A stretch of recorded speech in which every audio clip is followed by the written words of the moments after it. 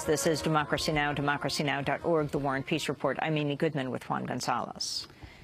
In Washington, independent Senator Bernie Sanders of Vermont announced his bid for the Democratic presidential nomination on Thursday.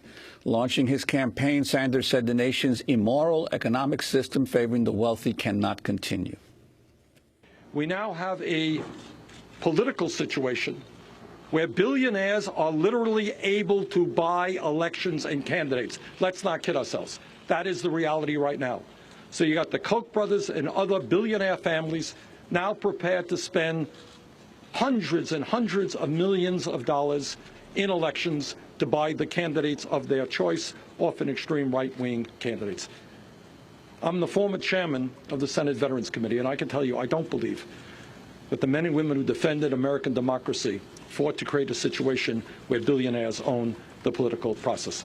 Senator Sanders' announcement came one day before May Day, celebrated around the world as International Workers' Holiday. Many events are planned across the country today, many mass protests that will also show solidarity with the Black Lives Matter movement, the immigrants' rights movements as well. Well, today we're joined by a former presidential candidate, Ralph Nader. His new book is called Return to Sender, Unanswered Letters to the President, 2001 to 2015. The book dedicated in part to the workers of the U.S. Postal Service. Ralph Nader, welcome back to Democracy Now! First, let's get your response to the announced candidacy of Bernie Sanders. It might bring back memories for you, the number of times that you ran for president. Well, that's a good news. We don't want a coronation of Hillary Clinton. We want a vibrant debate in the televised primaries next year, and Bernie Sanders will provide an alternative view of where the country should be going. I hope he'll be stronger on pulling back on empire. I've always thought his foreign policy and military policy were not up to his great domestic reforms and corporate accountability from Wall Street to Houston. The issue of TPP, the Trans-Pacific Partnership, that doesn't get a heck of a lot of attention in the mainstream media when it does, presenting largely one point of view, is a mainstay. One of the things that Senator Sanders has been speaking against. It's also an issue that you have been taking on, dealing with 40% of the global economy. Well, the people have got to demand that their members of Congress block the fast track that is now beginning to circulate in Congress, which will allow an up or down vote, no amendments whatsoever to the subsequent Trans-Pacific Partnership, so-called. This is a corporate coup d'etat. This is worse than NAFTA. It's worse than the World Trade Organization. It's bad for consumers, for labor, for the environment. All these necessities are subordinated to the supremacy of international commercial trade and a tremendous invasion on local, state, and national sovereignty. And all the disputes that may affect American workers and dealing with poverty and investment in poor areas in this country, all the disputes are going to be before secret tribunals. They cannot go to our courts. This is blatantly unconstitutional, but any citizen that tries to take these trade agreements to the federal courts are dismissed because of no standing to sue. So we've got a real fight coming up. Go to globaltradewatch.org and you'll get the details. I'm telling you, people, if this one passes with about a dozen other countries on the Pacific Rim, it's going to affect the pace of exporting jobs and industry and subordinating the ability of the United States to be first in environmental, labor, and consumer standards. Ralph, I'd like to ask you on this May Day, your new book titled Return to Sender, you've dedicated it's your letters to past presidents. You've dedicated it to the postal workers of the United States. Why? Because, one, I think that the most democratic media in this country, with apologies to Democracy Now!, are the letters that individuals send to their elected officials. They cannot be censored when they're on their way. They cannot be distorted, and they're not being respected. And I put these letters together in this book, Return to Sender, letters to George W. Bush and Barack Obama, just as an example of the kind of letters that go into the White House that show what the president should be doing, should not be doing, what's going on around the country or inside the federal government that the president may not know about, unique proposals to turn the country around, and they're ignored. they're completely ignored. I mean, I wrote 2 critical letters to the Prime Minister of Canada, and they were properly acknowledged, answered, and referred to the appropriate ministries. But it's just a dark hole in the White House. I wrote a letter to Bush and Obama saying, what is your correspondence policy? What's your policy in answering letters, other than using some as political props or sending out robo-signed letters? And there was no answer. Can you read a portion of the letter that you called a family appeal to stop war? Who did you write it to, Ralph? Well, I wrote it to the mother and father of George W. Bush on the eve of the invasion of Iraq, the criminal invasion that's killed over 1 million Iraqis and millions of refugees and blown apart that country that never threatened us. One of the greatest crimes that presidents have ever committed. It was never constitutionally approved. It was an outlaw presidency. And we could see it coming because in the prior weeks, Amy, 12 major groups in our country representing business, intelligence officials retired, municipal officials, religious groups, environment, women's groups, student groups.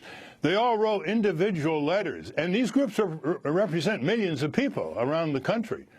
They wrote individual letters begging to meet briefly with their president, George W. Bush, before the invasion of Iraq.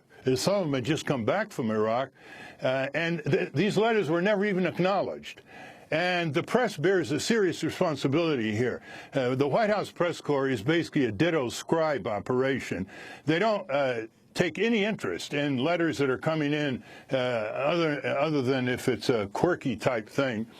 And when these letters were released to the press, as many of them were, or they were sent to the White House press corps, or they were sent to various agencies like the Centers for Disease Control, the press ignored them. Now, years ago, letters got more respect. A letter would go to Senator Warren Magnuson urging a hearing on an important subject. It would get into the Washington Post or the New York Times. But the state of correspondence today, the most initiatory Democratic media in the country, is at its lowest level that I can ever see. Well, Ralph, I wanted to ask you about one quirky letter that's at the same time very profound that you sent on June 3rd, 2011 to President Obama. It was called Letter from E. coli 0104H4. And you say, Dear President Obama, my name is E. coli 0104. I'm being detained here in a German laboratory in Bavaria, charged with being a highly virulent strain of bacteria. And you go on to say, your associates are obsessed with possible bacteriological warfare by your human enemies, yet you are hardly doing anything on the ongoing silent violation of my indiscriminate brethren. Could you elaborate? Yes, it was a way to try to get a little attention. This little E. coli in this fictional approach was trying to redeem itself before it was going to be put away in this petri dish in Europe. And it was a plea, as I've made a plea to President Clinton and President Bush, that they've got to pay more attention to the threat of viral and bacteriological epidemics around the world and in the United States. We've just come off the Ebola epidemic in Africa, as everybody knows. But the mutation of these viruses and bacteria is also a threat. You can see resistant tuberculosis to existing drugs, antibiotic resistance that's killing tens of thousands of people in this country, hospital-induced infections. This is a very serious epidemic of preventable violence. But where is the trillions of dollars going? To expand empire, to blow apart other countries, to create more enemies, to kill more civilians overseas. It's a clinically insane institutional situation we have in our federal government, and what Eisenhower warned about in his final speech, the military-industrial complex that goes from Washington to Wall Street to Houston. This has got to be what Bernie Sanders and other new entries into the presidential race talk about. You're not going to hear this from the Republicans, over a dozen of them running for the presidency, ignoring all these problems. Ralph, we're going to do part 2 of this discussion in the post show. We're going to post online at democracynow.org. But your final comment in this last 10 seconds about writing letters to presidents. It's very important for people to write these letters, send copies to members of Congress or to the press or anyone who you think is interested in the contents of the letter. It's a way to get people involved.